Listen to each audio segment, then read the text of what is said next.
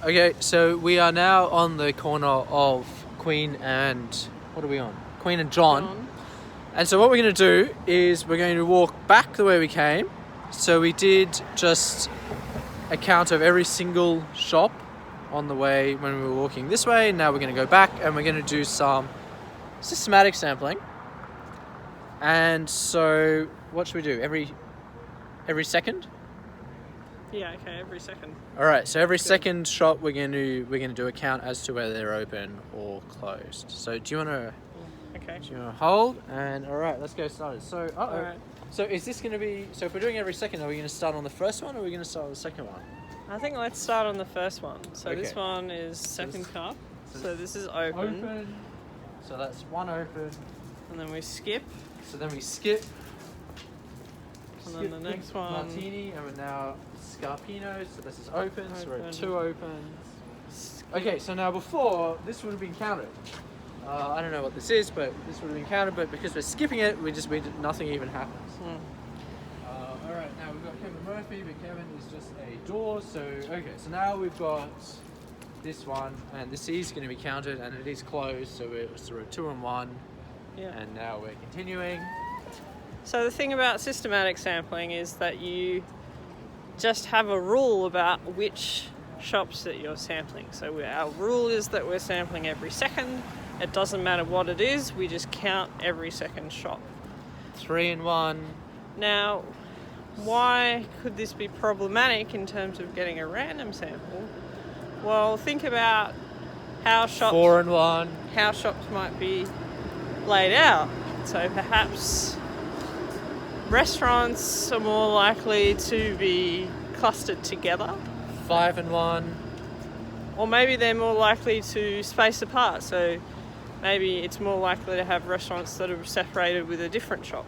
So you can imagine that if that was the case, if we were sampling every second one, then we'd be more likely to get restaurants every second one. And so our sample wouldn't be random.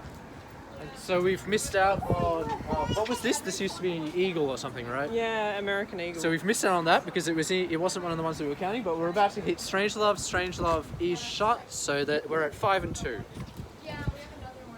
So even though systematic sampling seems like it could be random because 6 and 2. There's no rule that's related to the types of things that we're sampling. Just by virtue of how things are set up, we might end up with a non-random sample. 7 and 2. So we're at Zara.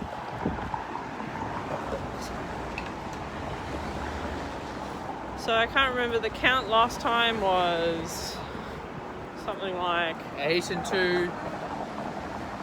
12 and 35 maybe.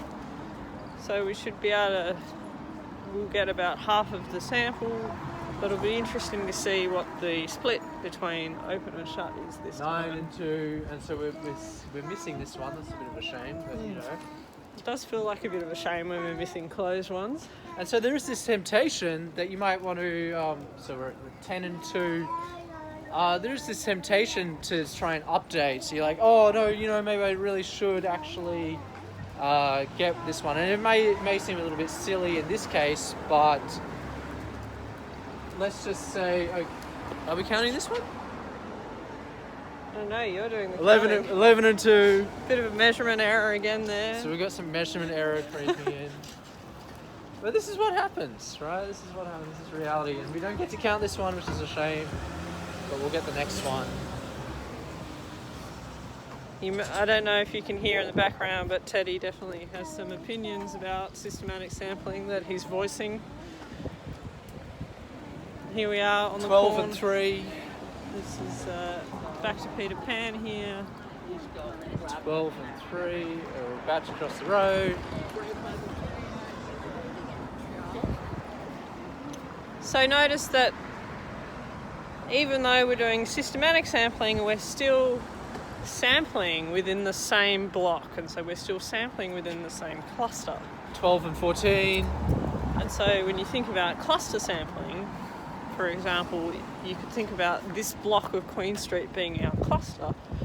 You can do, within that cluster, you can do different types of sampling. So in the first video, we just looked at every single shop. But in this video, we're doing systematic sampling. You could equally do some sort of simple random sampling or stratified sampling, that sort of thing. 13 and 4. So you can sort of get layers of different sampling strategies going 14 through. and 4. Okay, and can we just take a pause? So, Brandy Melville, Yeah. right? I don't know. So, this always has a lineup. I don't know if you can see the lineup there. It's always got a lineup. What's the time? It's like 10 o'clock, right? And there's already a lineup. It's 10 o'clock. And I just don't understand. I don't understand. Why are these people lining up? Can somebody explain it to me? That would be awesome. Yeah. Can we assign extra credit for this? Probably No, I not. don't But, think you know, send me an email if you can explain the appeal of Brandy Melville, because I'm obviously aged out. Anyway, shall we continue? There's like 20 people there. What is so good about that shop? Right, anyway, where were we? I think we were at 14 and 4. I don't know, you're doing the count this time. Alright, 14 and 4. Last time I stuffed it up. 15 and 4. Skip this one. Oh, we got another Felice. 14 and 5. So we're actually going to end up fairly similar, aren't we? Proportion-wise. I think so. This one doesn't count, but we're now at Keels. I guess 15 and 5. the mix of shops along here is fairly well spread, I guess. There's 16 and 5. You can hear the baby coughing. He wants a bit of attention. We might have to go and get some coffee in a moment. he's coughing. But you can imagine for this exercise it might also be interested to do 17 and 5. stratified sampling, so perhaps we would be interested in looking at whether or not restaurants are more likely to 18 and close 5. than retail stores, and so we could either do stratified sampling there or just actually 19 and 5. collect a different type of data. So as well as observing whether shops are closed or not, we could also be observing the type of shop, and so give them a category and then look at how openings and closures vary by different types of shops. 20 and 5. And here we are, almost back to Spadina.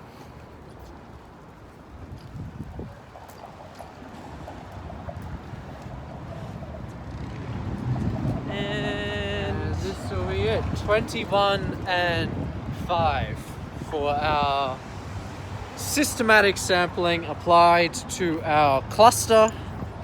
We ended up 21 and 5, and so you can see where you might like to do some checks on the data collection, because I don't think that 21 plus 5 is going to be half of what our other estimate was. there's some issues there. We've got some issues, but this is what happens, right? So the next step, what I'd like you to do is to actually do it yourself. So if you're quarantined, if you're not able to get out of the house, then you could use Google Maps and go along and go along a street and do a count yourself. But if you can do it, if you can get out, then go out and do a count of the number of shops, and I'll see you back. We'll go and analyze our data. Bye.